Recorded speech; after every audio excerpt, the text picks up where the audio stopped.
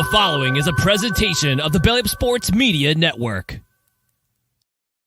Here's what's cooking on today's Sports Stove podcast. We're talking NFL quarterback depth, who has the best, and some rookie quarterbacks to watch as well. We're talking new contracts. We're talking NBA Finals, Major League Baseball with some surprising things going on throughout the season. Silly season is upon us. That's what's cooking on today's Sports Stove podcast.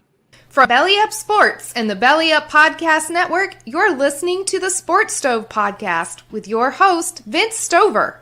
Hey, good looking, what you got cooking?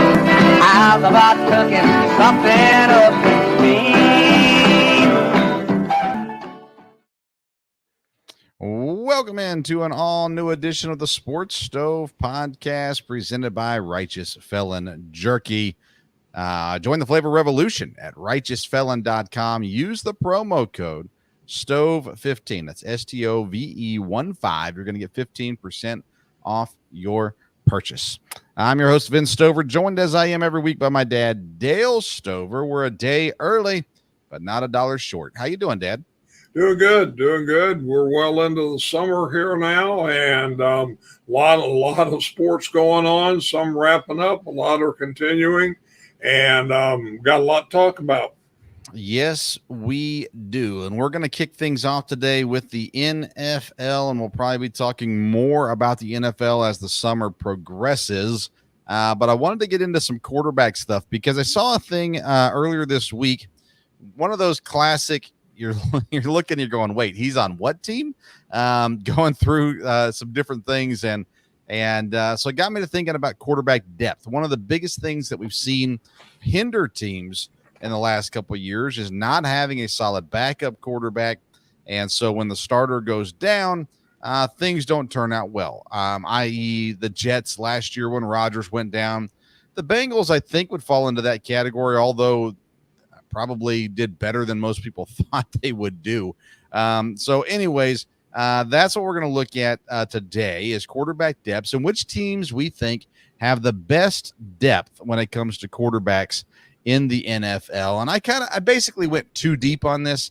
There's a couple of teams that have a third string quarterback that you go, as a backup, not a bad thing as well. But nonetheless, I wanted to look at these teams. And Dad, I'm curious if you saw a team that you said, you know what, I did at least. I think there's a team that is clear cut the best set at quarterback coming into the year.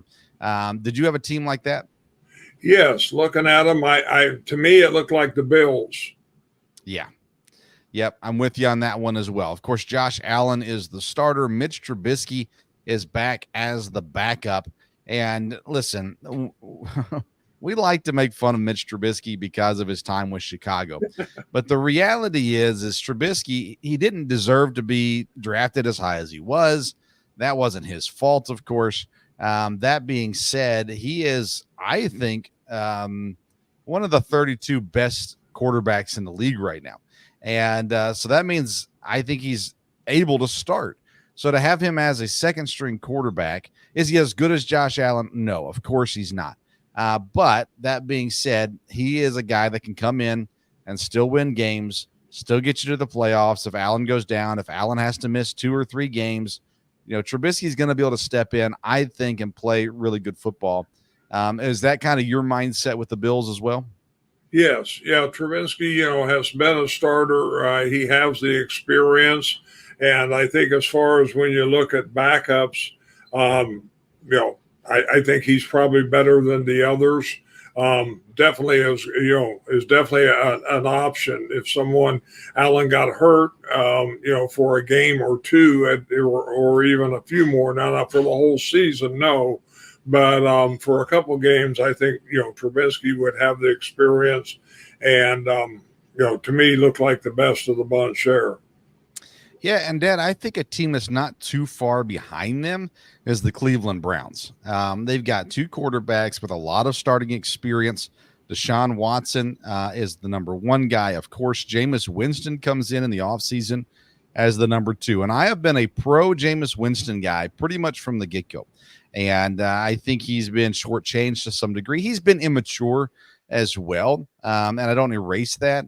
But the reason why I had them second behind, I think Jameis Winston's better than Mitch Trubisky, but I don't think Deshaun Watson is better than Josh Allen at this point. And so I put them behind the Bills, but I think that duo of Watson and Winston puts the Browns in a really, really good spot coming into this year. Yes, it does. I had them pretty high too. I had them as a number 3 guy, but they're number 3 team. But and I think Winston is much better as a backup than he is as a starter. So I think he could come in for a couple games. But again, I think I don't know that he's proved yet to be a team's number 1 quarterback all the time. But I think that's a great combination for Cleveland to have. I don't think there's a better backup quarterback in the NFL right now than Jameis Winston. I think you've got guys like Andy Dalton. You've got, Mitch Trubisky that we've already talked about. But to me, and you got the rookies. That's the other thing you got to think about too. Drake May, J.J. McCarthy, Michael Penix. Where are they? Well, we don't know. We haven't seen them play in the NFL yet. I will die on this hill. I think Jameis Winston's the best backup quarterback currently in the NFL. And that's why I've got them as high as I do. Well, if they were your third team, Dad, who was your second team? Well, as I looked at this, you have several quarterbacks who were starters for a year or so, and it hasn't worked out, but you think they have potential, and that's where I fell on this one. And to me, it was the Eagles. I like Pickett being behind, quarterback there, and so I had them number 2, and then Winston number 3, but that was real close. Yeah, I like that duo as well. They're number 4 on my list, but to have Jalen Hurts, and again, I like Jalen Hurts. I think he's a very good quarterback, a top level quarterback in the NFL. I like Pickett as the backup too. I think now he's in a situation that makes better sense for him. Again, it's not his fault that Pittsburgh took him in the first round, but Kenny Pickett sitting behind Jalen Hurts, I think is a really good thing for him and has potential to really help his career because there's a chance Hurts gets hurt and then Pickett gets to play. And if he shows out well, that's going to produce interest from some other teams. And, I think I like that too. I had these next group of people, three teams kind of grouped together, Dad, that were my third, fourth, and fifth. Philadelphia was fourth, but I got Jacksonville above them. I like Mac Jones slightly more than Kenny Pickett due to the fact that he has, I think, I don't know. I trust him more for some reason or another. Now, I don't know that I'm 100% trust Trevor Lawrence still to this point. But I like that duo. I like having a guy with experience as the backup, but not going to push the number 1 guy in the sense Trevor Lawrence isn't going to be looking over his shoulder at Mac Jones. But I like what Jacksonville did by bringing Mac Jones in. And so I put them there. And the other team that I have in that grouping is Atlanta with Kirk Cousins as the 1. The rookie behind him and Michael Penix Jr., and even the third string guy, Taylor Heineke, with a ton of experience too. I thought Atlanta's this team that is really intriguing, and I have a hard time with rookie quarterbacks, but I really like the depth that Atlanta has. So I have Jacksonville, Philadelphia, and Atlanta all kind of grouped up together in this one. How do you feel about those teams? Yeah, well, Mac Jones, I've just got a little more question about, but that has a lot of potential. I do have them on my list here, but that's kind of, I can see where you're at on that. The Falcons, that should be a good combination. Again, Penix is untested, so I didn't have them quite that high, but I did have them. They're on my list there too. So no doubt about it. The team I had fourth, and it's because I think the backup quarterback is good. I'm not sure how good a combination it is, but that was with the Jets with Tyrod Taylor. I think he can. He's a backup where if the Jets need to give Rodgers a break, or now again, if he was to have to be the quarterback for the year, he would be better than what they had last year. But to me, that they made a solid backup pick there in getting him. So I like them. And then, I'm not sure how it's going to end up, but I like the Steelers. Yeah. From there, Fields behind. I still believe Russell Wilson can quarterback, and I think again you got Fields behind him. We've talked about this before, and I think that may get to be a strife situation. It may not be good, but as far as talent is concerned, having two quarterbacks, I think the Steelers are in pretty good shape there. And then I had the Falcons, coming in after that. Yeah, I had Pittsburgh on my list too as the sixth team. The combination of Wilson and Fields should be a positive thing for Pittsburgh. The question is the coaching. Can they get it together for either of these guys? I like Fields better than Wilson at this point in their careers. But that being said, Wilson has Super Bowl experience, and I don't think you can count that out either. So yeah, I like Pittsburgh too. The Jets, I understand what you're saying. I don't disagree with you. I'd have them a little down at this point. Rodgers is definitely better than these other quarterbacks that we haven't really mentioned yet for the most part. And Tyrod Taylor, I'm not as big on him as other people are. I like him as a backup. I don't know that I love him as a backup. I'm not the kind of team that thinks, man, if Rodgers goes down, we're perfectly fine. Tyrod Taylor's getting us to the playoffs. That I don't see it that way. But that being said, if Josh Allen, Tua Tagovailoa, and Rodgers go down, well, Tyrod Taylor is probably the second best quarterback in the division at that point. So there is positives to that, Dad. I don't love a whole lot of the other situations. I'm intrigued a little bit. You've got guys with experience, and at Indianapolis, you got Anthony Richardson, the young quarterback, Joe Flacco backing him up. I'm not a Flacco guy. I was back in the heyday, but I'm not now. So I'm not sure how that goes. Even in Tennessee, Will Levis getting the start. They've got a guy with experience in Mason Rudolph behind him. I don't love that. Kansas City has Carson Wentz backing up Mahomes. That's intriguing, but Wentz, man, when's the last time he played good football? So I'm not sure how much you can buy into that. In the NFC East, Dad, the Giants, they're going to start Daniel Jones, we think, but I've heard a lot of people say that Drew Lock has a chance to beat out Daniel Jones this year, and maybe we see Drew Lock unlocked throughout this season, and all of a sudden he shows up.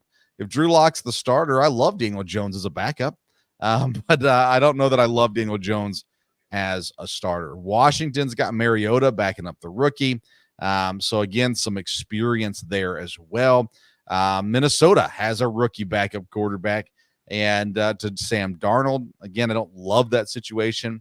And I mentioned Andy Dalton earlier, Dad. Carolina, Bryce Young, with Andy Dalton backing him up, that has potential to be a good duo.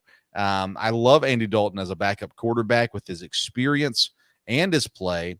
And if the coaching staff comes in and can turn Bryce Young's career back around, then all of a sudden Carolina could look like a pretty solid situation at quarterback. But Dad, the NFC West, I would hate to be a general manager or a coach there. The backup quarterbacks are Desmond Ridder in Atlanta, Stetson Bennett in Los Angeles, Josh Dobbs in San Francisco, and Sam Howell in Seattle. Those teams are in trouble if they lose their starting quarterbacks. Yeah, I would definitely agree with that. I looked at those and I was thinking, well, I wonder about the Rams, and then I looked and thought, no, that wouldn't work. So we'll see. I did have the Colts on my list, like you said. Not a big Flacco guy necessarily now either, but I think he's a really good backup for Richardson there. Again, Richardson went out for the year, and then that they were in trouble. But as far as I think he's a good, solid guy to have there from there. And I'm a little intrigued about the Lions just because, we're Tennessee fans. And I think Hooker, it'll be real interesting to see how he develops and comes along. But he could end up being a good backup, for the Lions there. So kind of interesting to see where that goes. Yeah, Hendon Hooker. Now, they signed Goff to the long-term contract extension, and he's going to be their quarterback. But Hooker last year kind of had a redshirt year, got a chance to sit and learn the offense. And I'm really intrigued to see him in the preseason to see what he looks like with a whole year of the offense under his belt. Now he gets to go out and play. I'm intrigued by that. The other team, Dad, that is intriguing to me, and I know it's hard for you to say anything positive about, but it's the Dallas Cowboys. Dak Prescott is the starter. Right now, Cooper Rush is still listed as the second string, with Trey Lance as the third string. I've always been curious to see if Trey Lance could ever just get a legit opportunity to play. He's not going to get that with Dak Prescott around, but Prescott's had injury issues. I'm curious to see if Trey Lance can beat out Cooper Rush. And if he did, I would be more optimistic about that duo, Prescott and Lance, than I am about Prescott and Rush as it currently sits. Any thoughts on that situation behind Dak Prescott in Dallas? Again, I mean, it doesn't look real solid to me, and I think Dallas is going to be an interesting team. I think that they've got a tough situation this year with as far as the owner and the support for the coach. And, we'll see how that goes. Prescott, I've tried to give him the benefit of the doubt, but I just don't know, where they're going to end up being with him. Trey Lance just, he had some opportunities. He didn't show anything. Maybe, as high a draft pick as he was, he should be. But sometimes that doesn't work out. A guy you mentioned as a backup a little bit ago, Marcus Mariota. I mean, he's not a starting quarterback, hasn't been at this stage. So I don't know that Trey Lance, will be either. Cooper Rush filled in well last year, but again, he's not going to be a guy that's going to carry him where they want to go. And they're a team where when you have those kind of expectations, probably really makes it tough on a backup. All right, let's play the game. Would you rather Dak Prescott or because I know you're a Dak hater. I think Dak has been a lot better than you give him credit for. Would you rather have Dak Prescott or Will Levis as your starting quarterback? Oh, Dak Prescott. Okay, good. No doubt about it. He's got more experience. So okay. Would you rather have Dak Prescott or Sam Darnold as your quarterback? Dak Prescott, no doubt about it. I'm not an Arnold guy at all. So okay. Dak Prescott or Geno Smith? I would think Dak Prescott, even though Geno Smith's had his moments. So goodness, has he though? No. That's an easy one too. Let's see. Are there any other ones? Now everything else is pretty well. I would still take Dak Prescott over Tua Tagovailoa. I'm not a Tua guy at all. I don't believe in this guy. I don't think he's the answer. I think he's got the right weapons around him, and that's made him look really good. But I assume you would take Tua. Would you take Dak or Tua? I would take Tua on that. I really would. So, all right. Well, anyways, 3 rookie quarterbacks are currently slotted to start the season as the number ones. That's Caleb Williams in Chicago, Jaden Daniels in Washington, and Bo Nix in Denver. Is Caleb Williams the obvious answer for the best rookie quarterback this year? No, I don't think so. Okay. I think Daniels has the best chance to succeed this year. Why is that? Why is that? I just think I think where he's at, again, he's got some people around him. The expectations are not going to be as high. I think the coaching might be better there. And, again, the expectations, the pressure is going to be so high on Chicago and the quarterback there. I mean, Caleb Williams, there's, everybody's expecting so much. So if they don't get it, maybe they're going to say, okay, we'll have another year, but that's not what I'm hearing. What I'm hearing is, they've got it turned around right now. And, again, I mean, I'm a little prejudiced, but I don't believe that at all. And so I think Williams has a lot of pressure. You've told me all year that there could be issues with him just as far as, being a diva, getting along with everybody and everything with there. I don't know that he's the leader that, is going to have to tie everything together. There's some talent in Chicago, more talent than they've had in a while. But I don't know that he is the leader or has the leadership ability at this point to be the guy that will rally everybody around him, and be able to take them where they need to go, at least not right away. So we'll see how that goes. Daniels, I just think, is in a little bit better position. Bo Nix, I think Denver's a ways away. Yeah. And I'm afraid he's going to fall into a bad situation. I'm not sure if he would probably be a guy better served to sit and learn for a year, but they didn't put him in that situation. So I don't know what he's going to learn from Jared Stidham and Zach Wilson. Yeah. Now I think the Bears, without looking at their schedule, I think the Bears are an 8-win team this year. I think Williams has a good statistical year. I think the Bears did right by Caleb Williams in a lot of ways with the weapons that he has, both at running back, tight end, and wide receiver. I think he's set up to be the best quarterback this year. Jaden Daniels, well, first of all, I think what you said about expectations is important. The expectations in Chicago are crazy high, and that's just hard to match up and meet up to. The thing I like about Jaden Daniels in Washington, he does have some weapons that can be helpful for sure, but he also has the athleticism, the running ability that is better than Caleb Williams. So statistically, Jaden Daniels has that potential to put up a few more rushing touchdowns. And if he can hit his receivers, he's got guys. Terry McLaurin is underrated. I mean, he is a very good wide receiver. And so he does have weapons, but I don't think Washington is very good either. And so I think Caleb Williams is still the best for this season. But I think we're going to see some flashes from Jaden Daniels.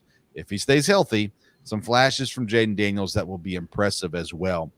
3 quarterbacks that are currently listed as number 2, rookie quarterbacks, that is. Drake May in New England behind Jacoby Brissett. J.J. McCarthy in Minnesota behind Sam Darnold, and Michael Penix Jr. In Atlanta behind Kirk Cousins.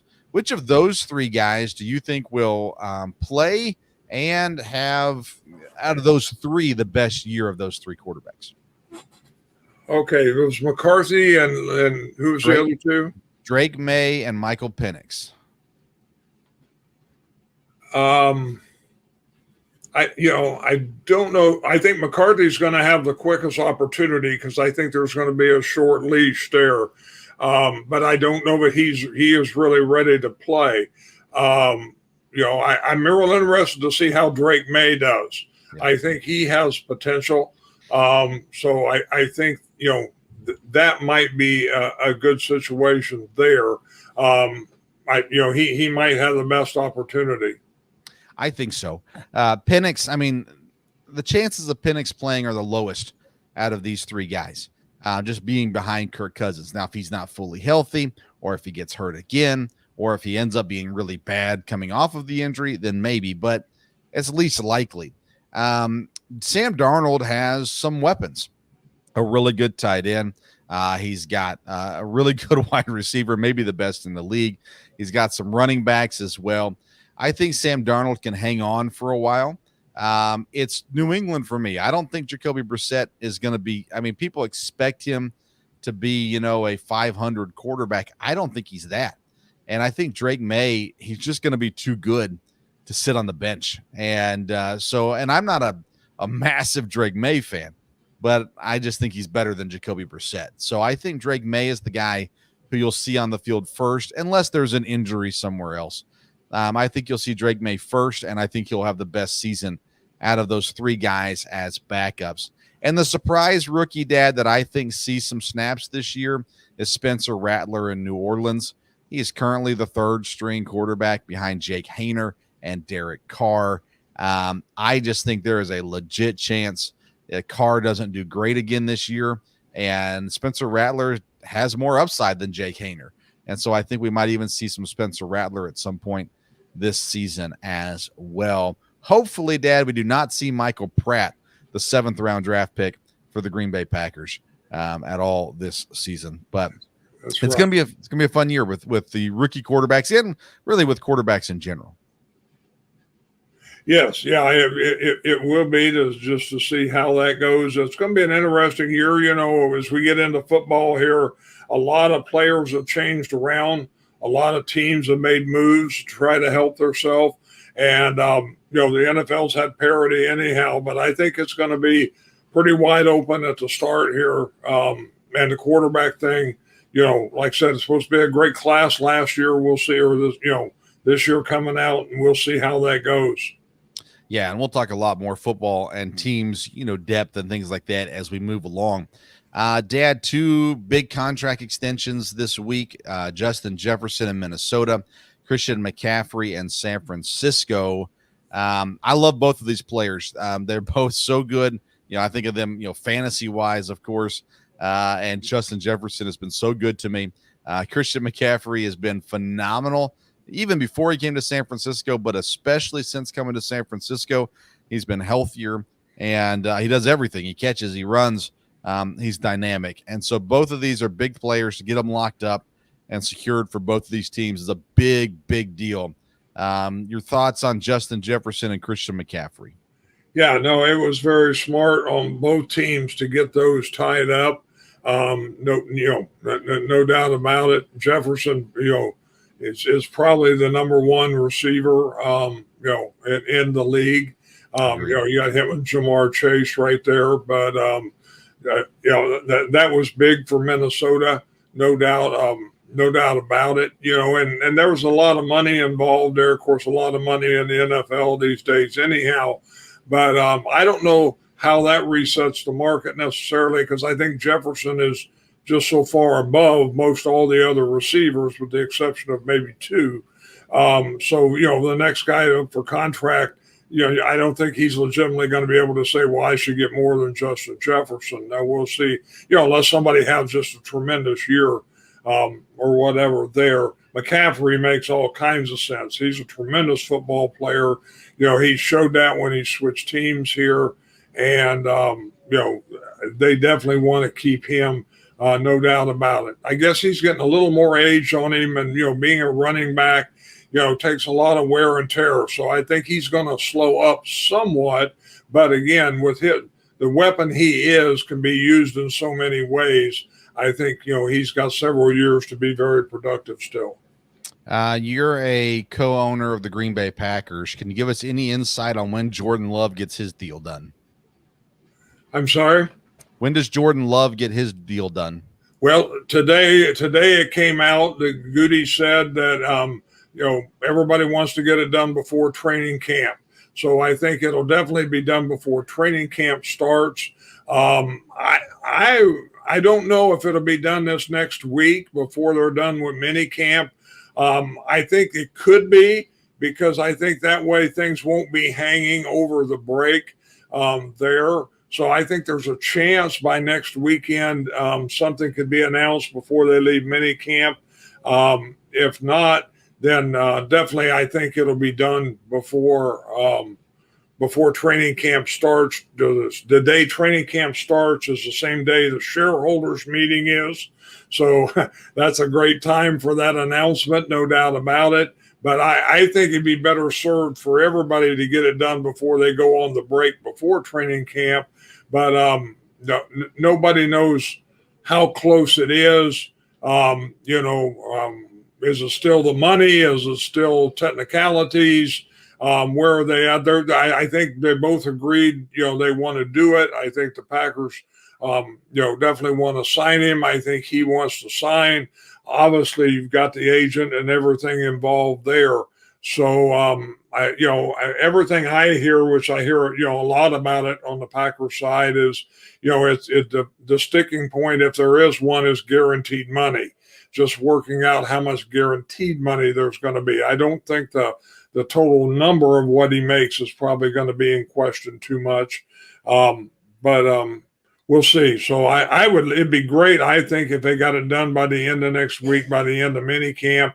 But if not, it looks like it definitely will be done before. I don't think they'll go into training camp, with that being a question, especially the way things have gone so far in the offseason. All righty. Your Boston Celtics, Dad, are in the NBA Finals. Once again, they start on Thursday against the Dallas Mavericks and Luka Doncic. Give me what the series goes. How many games does it take the Celtics to beat the Mavericks? I think the Celtics can win it in 6, maybe quicker. I will say I've watched just a little bit, and I watched a little bit of Dallas, and Doncic's quite the player. Yeah. So, but again, the Celtics really, I think, have the talent and have the experience here. And as long as they don't, lose something at home early, then I think they should get it done in 6. Wouldn't need to go 7. But again, I'll have to admit I'm a little worried because Dallas has played well, and Doncic's a great player. But the Celtics have experience, and they've got some really good players that can come up in the clutch.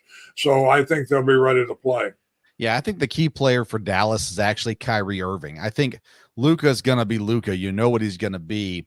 Kyrie comes in with championship experience and a phenomenal skill set. And so you've got those two guys to deal with in Dallas. Boston, the biggest question has always been, will they come through in the biggest moment? Jason Tatum's a phenomenal basketball player. Jaylen Brown's a really good basketball player, and they have great pieces around them as well. Boston should win this series, but Boston has this tendency to come up short in big-time moments. So it'll be an interesting series. I'd love for it to go 7 games just for the interest factor of it all. I don't know. I think we could get 7 games, but I wouldn't be surprised if Dallas wins in 6. I wouldn't be surprised if Boston wins in 6. But it should be a fun series, needless to say as well. All right, let's transition to baseball, Dad. And man, we just got to talk about this NL Central. Milwaukee, 7 games up right now on the Cubs. And how about that? The Cardinals. The Cardinals are back in the picture in the NL Central after a horrendous start to the season.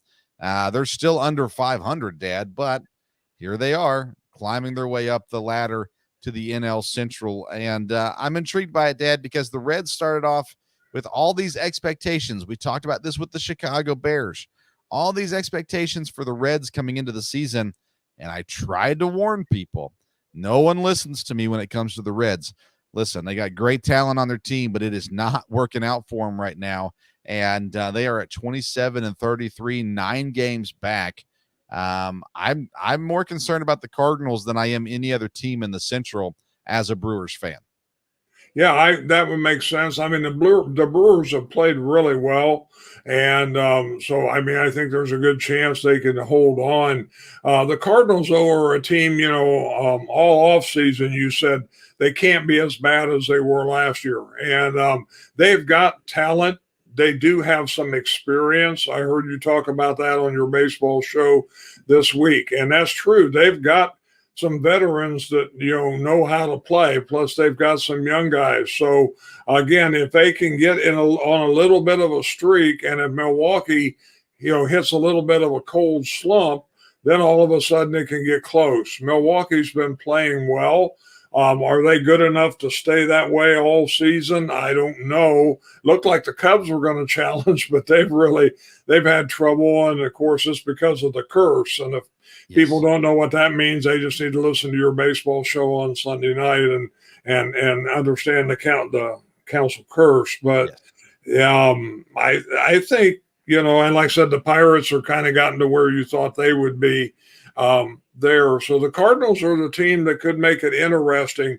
And we'll see. We're getting not too far from the All-Star break, and then we'll kind of see where everything goes from there and see if it even tightens up before the All-Star break. Yeah, there are 17 teams below 500. That has to be some sort of record. I mean, you talk about, can the Brewers hold on? Well, there's just not a lot of good teams in Major League Baseball right now. I mean, in the AL West, there's only 1 team over 500. In the American League East, there's 3 teams, barely 3 teams, above 500. The AL Central, though, Dad, has 4 teams at 500 or better. The Guardians leading the way with the Royals, the Twins, and the Tigers all there as well. To me, this is the most surprising division this season has been the AL Central. Cleveland has looked so good. Kansas City just will not go away either. Yeah, I think that's where the surprise comes is with Kansas City. And Cleveland has been really, really good. Cleveland may, challenge one of the top teams. So if they do that, then that will be a little bit of a surprise. But I think Kansas City being as good as they are, and again, Minnesota, that doesn't surprise me as much. And, there were some expectations for the Tigers, even though I don't think they're going to be in the hunt. It doesn't look like. I think the Royals has just been the surprise, and I don't know that they're going to go away. But Cleveland is, just playing really well, and have got a lot of good players, pitching everything all the way around. Yeah, I mean, in the American League right now, you've got the Yankees, the Guardians, and the Mariners leading the divisions. Your wild card teams would be Baltimore, Kansas City, and Minnesota right now, leaving teams like Tampa Bay, who's been consistently there. Texas, though, went to the World Series. Houston has been in the World Series recently as well. I mean, you got these teams that have been good that just have not been good this year, and it continues to blow my mind to watch some of these teams struggle, especially in the National League West. The Arizona Diamondbacks went to the World Series last year. Young team, looked like they improved their pitching staff, and yet here they sit 4 games below 500 and out of the hunt right now in the playoffs as well. You're a Giants fan, so you pay a little attention to what's going on out west. How surprised are you with the Diamondbacks being so bad this year? I mean, I didn't necessarily think they would be bad. I didn't think they were going to push the Dodgers like some people thought from there. I think maybe they're young, so they may have overachieved a little bit. They do have more talent than the way they're playing, no doubt about that. I don't know that they'll make a run at it. We will see. The Giants, they're struggling. They looked better for a while. Then they had 2 tough series. They split with Philadelphia. I was encouraged about that, but then they got swept by the Yankees. But a lot of people are getting beat by the Yankees. So, yes. And we're playing Arizona this week. Lost last night. So, we'll see how that goes there.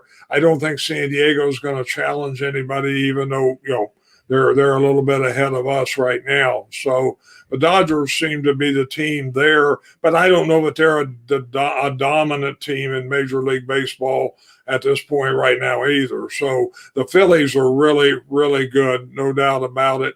And of course, you've got teams in the American League that are really good. How many legitimate World Series contenders are there in your mind right now, starting in the National League? I asked Kevin this, and he put the Braves in this list, and I don't see how you see the Braves as contenders right now. So I've got the Phillies and the Dodgers in the National League as legit World Series contenders. Do you think there's any other teams that should be there? No, not right now. I agree with you on that. I think those are the 2 teams. Now, again, we've learned you get to the playoffs, somebody can get hot and can go through. But as far as legitimate teams looking like they're ones to really, challenge for the World Series, I think the Phillies and the Dodgers are definitely the 2 right now. And then in the American League, I said Yankees, Baltimore, and Cleveland. Would you add anybody or take anybody off that list? No, I think I would have to agree with that. I don't know where Kansas City is going to end up, but I don't know if they're quite in that category yet because of the younger players they have. So I think Cleveland, definitely Baltimore and the Yankees are the 2 main teams. Cleveland playing really well. So I think it's fair to say that at this time too. So I think, and like you said, that's kind of amazing when you look at baseball, and that's the number of good teams that you have, and you have all the teams under 500. And, we won't take time tonight, but we can talk about that sometime because, to me, there's not parity in baseball, and there's not going to be as long as some teams can get all the players they want and other teams can't. I know not everybody agrees with that, but I mean, you get this point of the season and you got 17 teams under 500. It's not a level playing field somewhere. So yeah, but you got teams like Kansas City and Milwaukee that are above 500. Like I don't know. That's a get off my lawn argument that we'll discuss another day for sure. Dad, we're gonna wrap up this conversation and shift into NASCAR. Anything you want to close out with before we transition to NASCAR? no, like I said, there's a lot of sports going on. I enjoy college sports, so I've enjoyed girls softball is down to 2 teams now, and the baseball guys have started up and they're in the super regionals. There's been some really fun baseball to watch at college, some really good players there, and I think that's going to be fun over the next week or two as they get to Omaha from there. And I think there's one more championship, the NHL, something like that. I know you always forget about them, but they do start on Saturday. And I think this will be a great Cup finals with Edmonton and Florida. So, people that love hockey, and again, if you don't love hockey, when you watch the finals, the NHL, you can get excited about that, no doubt about it. Yeah, playoff hockey, Stanley Cup, it's an entertaining game. For sure. And then I think in softball data, it's Oklahoma and Texas that's left, correct? Yes, yeah. Oklahoma qualified today, so it's Oklahoma and Texas again. Some very interesting things leading up to that, but they're number 1 and number 2. So, yeah, 2 SEC schools coming in. And I got a friend whose daughter plays at Kentucky, and I can say they are incredibly pumped to have those 2 powerhouses joining the conference next year as well. All right, Dad, thanks for jumping on a day early today and for the conversation. We'll be back next week to talk more of this stuff. We are going to transition, though, now to some NASCAR talk. First, a quick word from our sponsors, Righteous Felon Jerky. Say hello to America's most wanted craft beef jerky. Over 15 flavors with all kinds of character. The #1 jerky gift box and all natural black Angus quality made right here in the US of A. Taste the flavor revolution at righteousfelon.com. Use the promo code STOVE15 at checkout. That's righteousfelon.com. Promo code STOVE15 at checkout. NASCAR silly season is here. Let's talk about it on the Sports Stove Final Lap.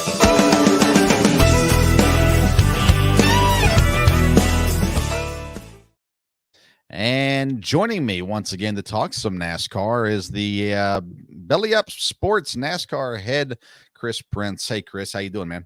I'm good. How are you doing? I am doing wonderful. I feel like we could spend an hour talking NASCAR tonight. I'm not going to do that, but that being said, things have gotten crazy over the last couple of weeks. And let's start back, because it's not something that I've talked about on this show really yet, to the Kyle Larson stuff back with the Indy 500 and the rain pushing that race back. And he didn't make it down to Charlotte until the rain showed up in Charlotte. And then he didn't get on the track in Charlotte. And everyone knew he was going to get the waiver. That's not a surprise. It's not a shock. And I don't think it's a bad thing either. But Larson gets his waiver today and is back to where he needs to be as far as the playoffs and things like that go. That whole weekend, what did you think about that whole weekend? Yeah, I thought it was really good. I enjoyed the spectacle of it. I mean, I don't really recall a lot of Tony Stewart's because that was more my childhood, but I vaguely remember when Kurt Busch did it. So it was kind of cool to kind of look at the spectacle and see it. I appreciate it more now as a racing fan than I did back then. So that was kind of cool, but I definitely was a little disappointed that we didn't get to see him do both, because he was. And then when he incurred the speeding penalty in the Indy 500, I just thought it was a big heartbreaker for sure.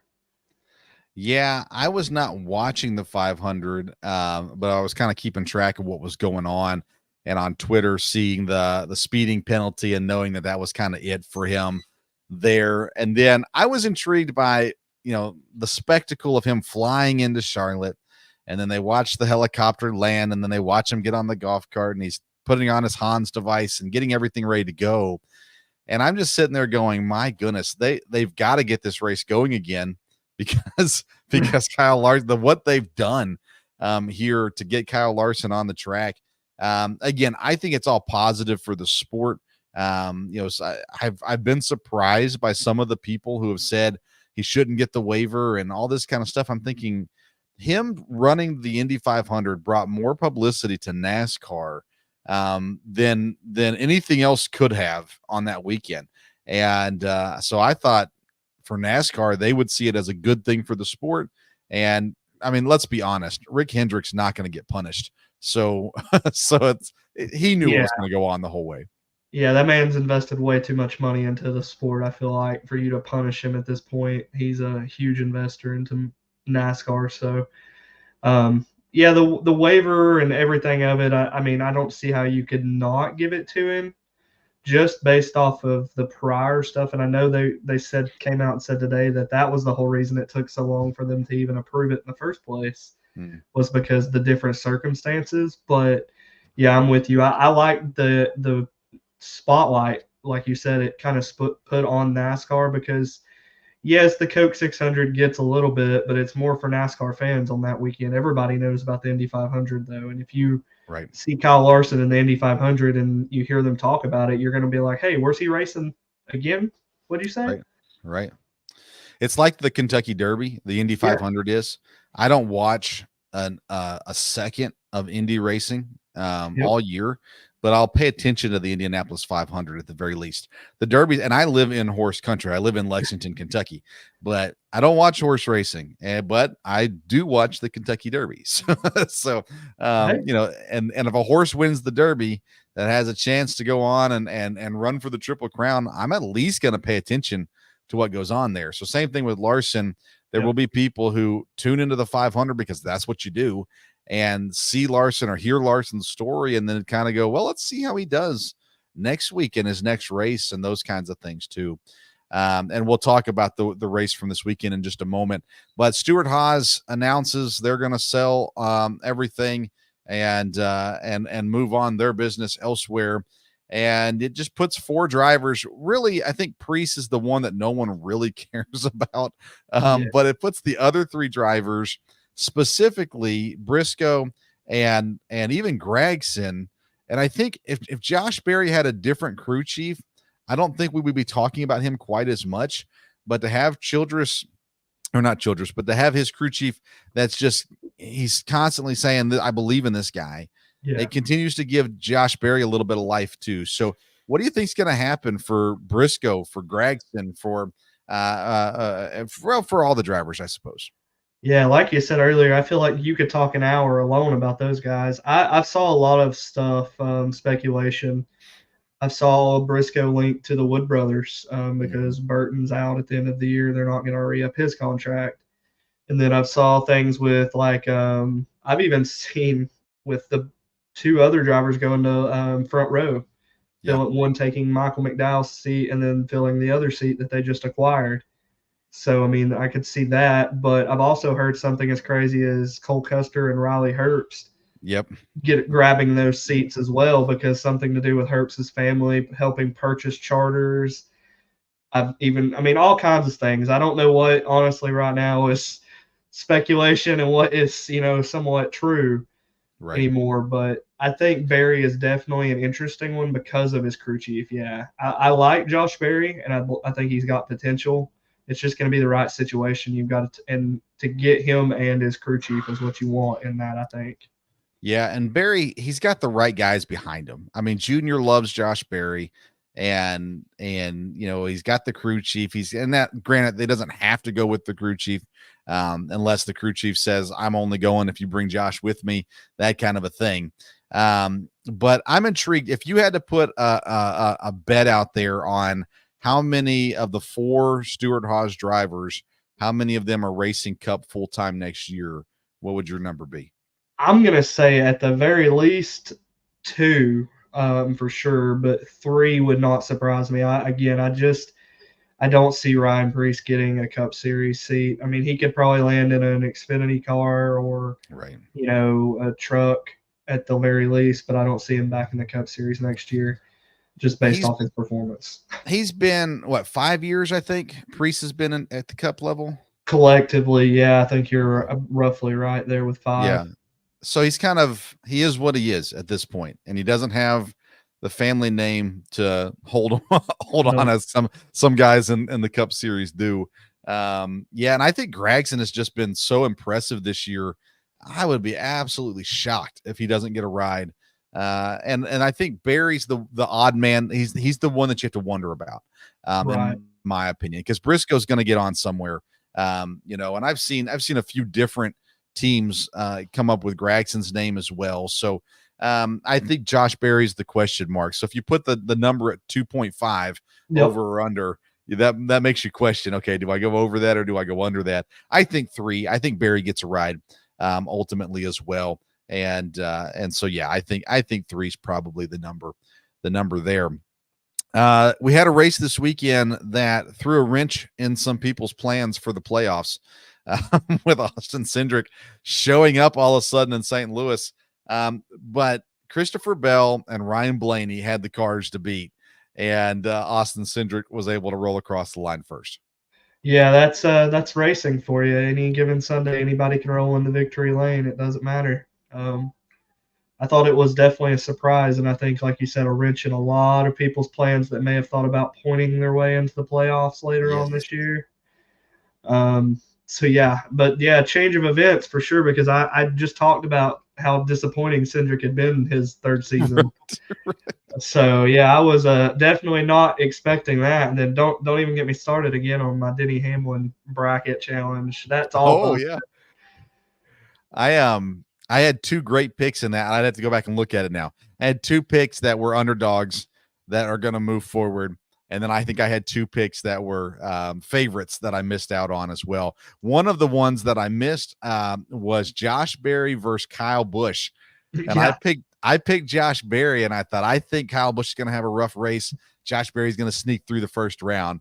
And they finished last and second to last. Kyle Busch got the win. Yeah. So I was like, well, that's big. Austin Dillon and I think it was Bubba Wallace were the 2 there in that one. I had Bubba because I was like, I think Bubba can at least grab a top 10, and then Austin comes out with pit strategy and grabs 6th or 7th, I think it was, and Bubba didn't finish so great. So yep.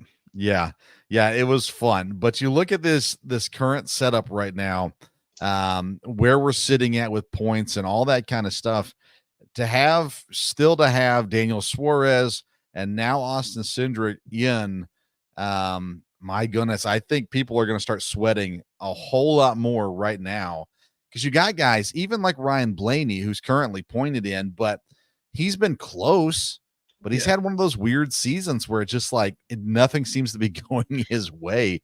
And then to watch Austin Cindric go past him and win on a day that it looked like it was his to have. Yeah. I think Blaney's starting to sweat a little bit right now, along with everybody else. Yeah, I think you have to look at Blaney and even like the Bowmans, Martin Truex, guys like that you expect to see in the playoffs, even just with where they are and what kind of equipment they drive. Definitely starting to sweat a little bit, because you throw in 1 or 2 more of those wrenches in the plan, and pointing your way in is not as easy as it was. Right. Definitely. We're going to Sonoma this week, and road course always brings a little fun, a little change of pace, a little bit more of that anybody can win mentality. Guys that may not be pointed in currently have a shot. You can get some random, even part-time racer that comes in and wins a race like this right now. What are you expecting to see at Sonoma this week? I think you're crazy if you think it's not going to be a JGR or HMS car in victory lane. So let's just go ahead and put that out there.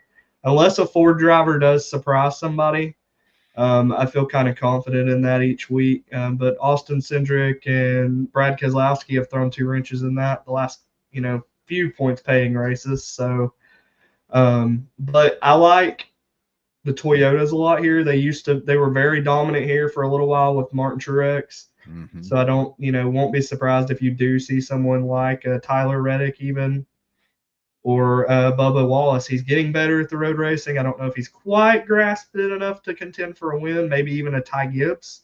I think Ty's going to get to victory lane. It's just a matter of when, and I think a road course gives him the perfect opportunity to surprise somebody. So I think you're going to see that, but you were exactly right. Still got the opportunity for someone like AJ Allmendinger or Yes. Michael McDowell, who's been qualifying good recently. Yeah. So I've got both of those guys in my fantasy lineup. I love putting Dinger in these road courses. He's the one guy, there's other guys that are going to be there that, you can, last year in Chicago, I put SVG in because I was like, everybody's talking about him. Let's put him in. Yeah. And he won. That was rare. That wasn't something that's going to happen normally. But Allmendinger is so experienced and has been around. I love putting him in on road courses. McDowell is another guy I love putting on road courses. And then, of course, this is not a surprise to anybody, but Chase Elliott, another guy that just fits well here, whether he's having a good season or a bad season, all that kind of stuff. And he's been running pretty well this year as well. So I like Elliott this week. And then I don't think you can ignore Martin Truex. Again, he's another guy who's been running well, not winning, but running well. And he won last year here. There's now a lot of talk about this being his final year, or at the very least his final year there at Joe Gibbs. So there's that all that kind of coming around as well. It just lines up for a day where you're going to have a veteran driver, I think, at the end of the day, crossing the finish line first. Yeah, I mean, I can definitely see that. I like Chris Buescher. He's another guy that's is kind of quietly a good road course guy, but a veteran. So again, I won't be surprised at all if it's one of your older guys, like you say, Martin Truex, even Denny Hamlin. He's won at Sonoma before. It could happen with the season he's having. But yeah, wouldn't be surprised to see one of the common guys. Hamlin, Larson, Byron. But I also wouldn't be the least bit surprised to see someone that I fully don't expect any other week. You know what I mean? Yeah, definitely. And I think Larson is this guy. I think you put Larson on any race in your fantasy lineup and feel good about it. Like Larson is this guy. And right now, I think ultra motivated, even with some wins already on the docket. That Indy 500 and Coke 600 outcome which is not at all what he wanted. And I think that for especially next several weeks, I think you're going to see Larson right there every single time. And maybe even if it wasn't for those outcomes, he would be too, but he's just not, if he won the Indy 500, you could see a let up, but he didn't. Yeah. And he messed up. It was his fault. He messed up. So that's weighing on him as well. So I think there's extra motivation there for him. I like road courses as a way in my fantasy lineup to save some starts on some guys. Yeah. So having Allmendinger, McDowell, even Daniel Suarez, those kinds of people in there. I don't feel that's a risk like I do in other tracks necessarily.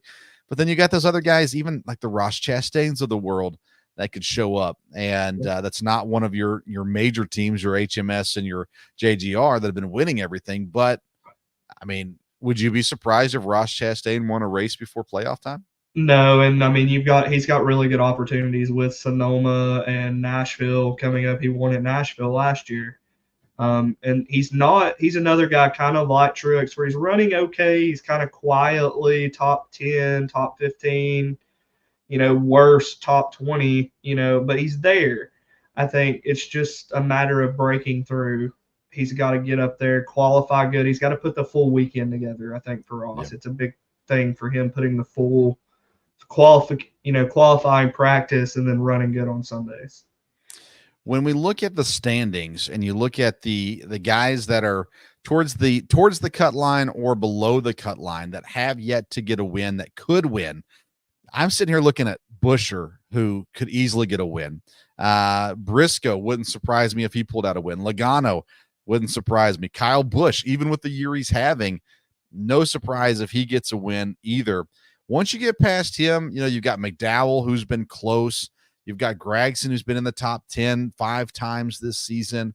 There's not a lot of those guys back there that would be you expect to win.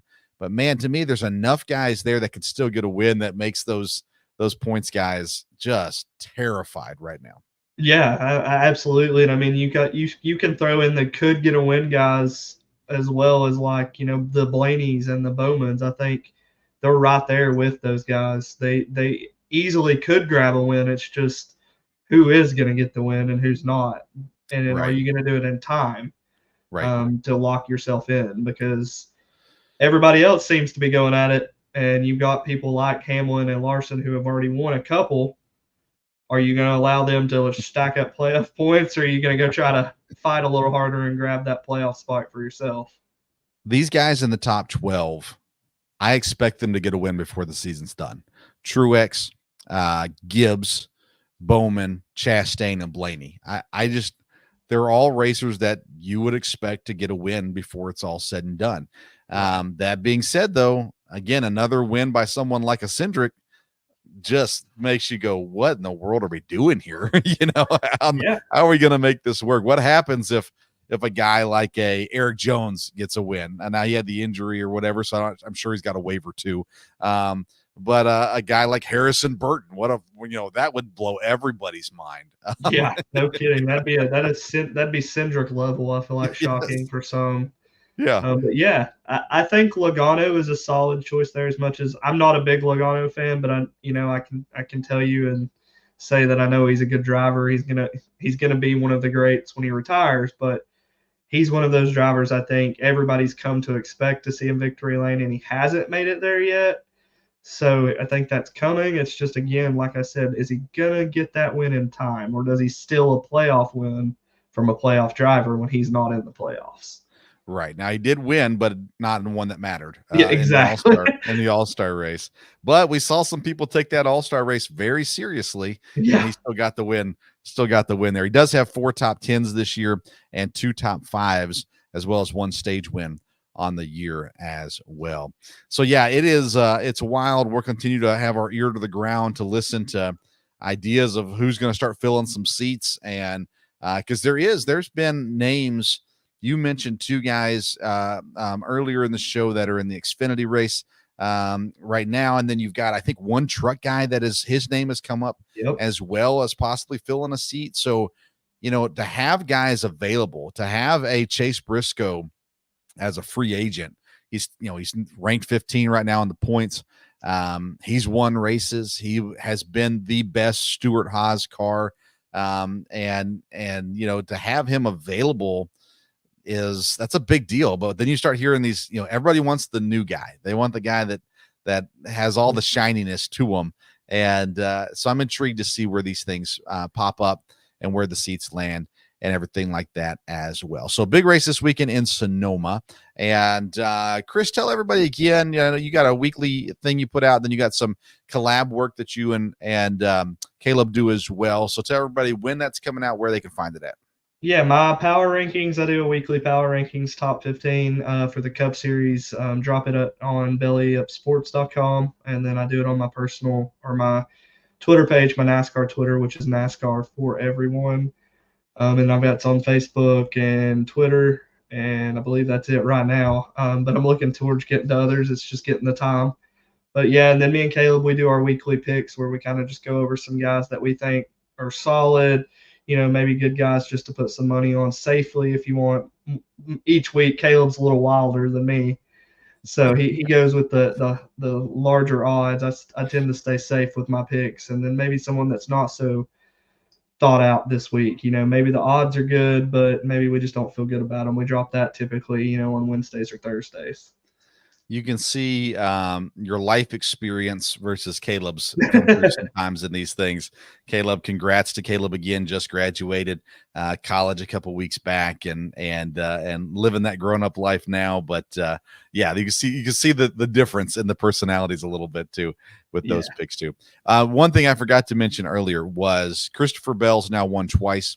He had a really good car this past week. He was my championship pick back at the beginning of the season.